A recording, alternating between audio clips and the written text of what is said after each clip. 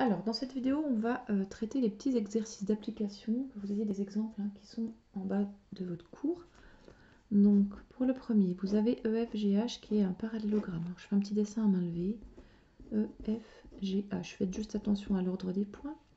On vous donne la longueur EF qui fait 4, la longueur FG qui fait 3. Tant pis, mon dessin n'est pas très correct. Et la longueur EG qui fait 6. Bon, c'est la même que la longueur EH. La longueur EG qui fait 6, pardon, celle-là. Et on veut calculer EF scalaire EH. EF scalaire EH.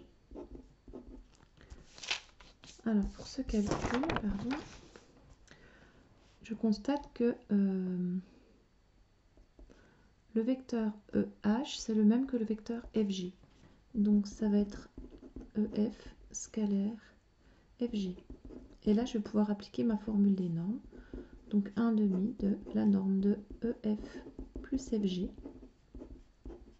au carré, moins la norme de EF au carré, moins la norme de FG au carré.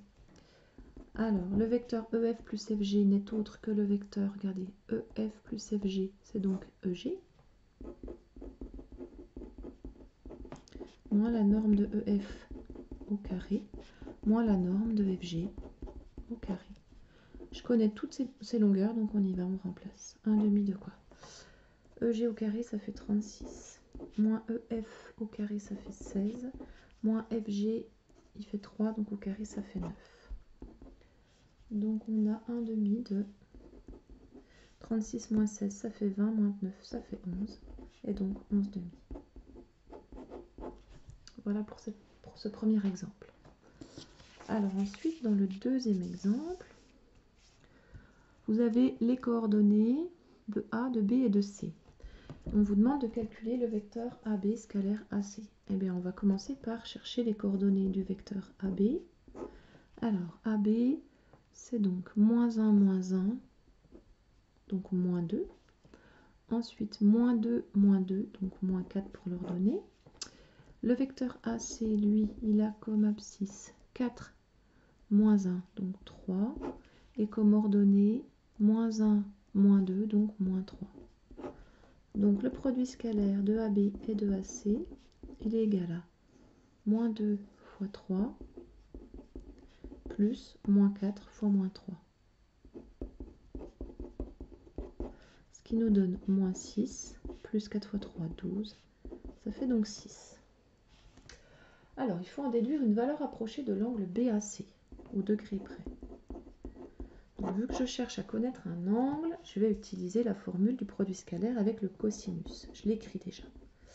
AB scalaire AC, ça sera donc la longueur AB fois la longueur AC fois le cosinus de l'angle entre les vecteurs AB et AC. Alors, on imagine, j'ai mon vecteur AB et mon vecteur AC. Donc, l'angle, c'est en fait l'angle A. C'est bien l'angle BAC. Je l'écris comme ça, du coup. Alors, qu'est-ce que je connais? Je viens de calculer mon produit scalaire ici. Je sais que celui-là, il fait 6. Je cherche le cosinus.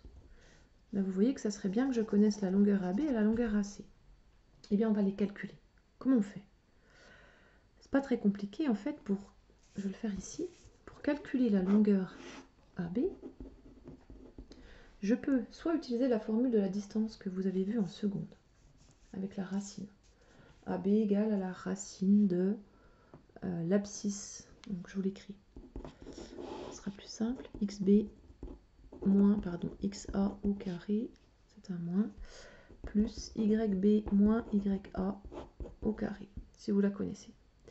Vous êtes censé la connaître. Si vous ne la connaissez plus, imaginons vous l'avez oubliée, vous ne savez plus qu'elle existe, comment on peut faire? Regardez, on a notre vecteur AB, on connaît ses coordonnées.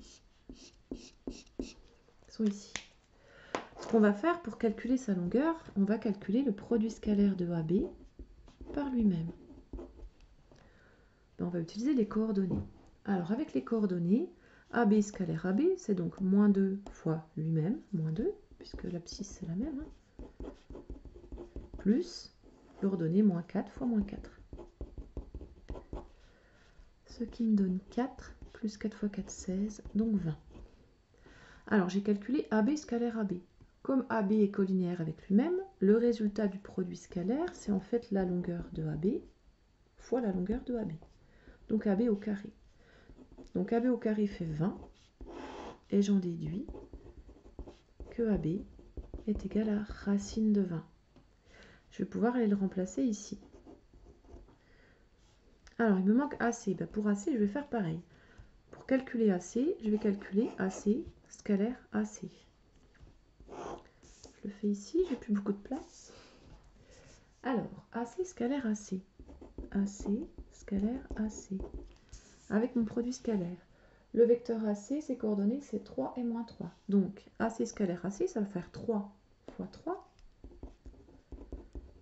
plus, moins 3, fois moins 3.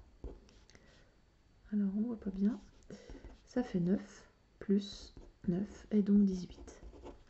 Alors, le résultat du produit scalaire de AC par lui-même, c'est en fait la longueur de AC fois la longueur de AC, puisque AC est collinéaire de même sens avec lui-même.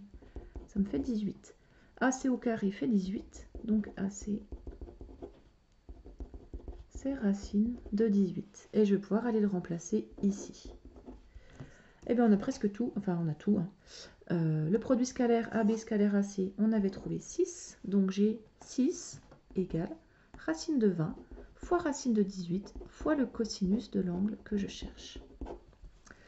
Je vais diviser à droite et à gauche par racine de 20 fois racine de 18 et je me retrouve donc avec ce quotient égal au cos de BAC. Vous utilisez ensuite la calculatrice et on va faire cos moins 1 de ce nombre-là. Voilà, donc vous mettez en degrés. Alors avec cette calculatrice, je vais donc faire cos moins 1 de mon quotient. Donc on a dit 6 sur la racine de 18 fois la racine de 20. Je n'ai pas mis ma parenthèse au bon endroit. Voilà.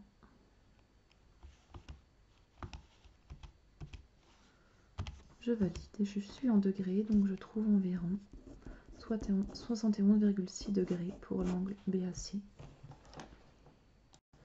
Alors, dans le troisième exemple du cours, on vous dit que EFGH est un carré de côté 1, il est le milieu de FG, et il faut déterminer au degré près une valeur approchée de l'angle IEG.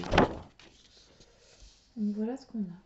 Donc à vous de vous débrouiller, vous cherchez cet angle-là, je vais l'appeler alpha.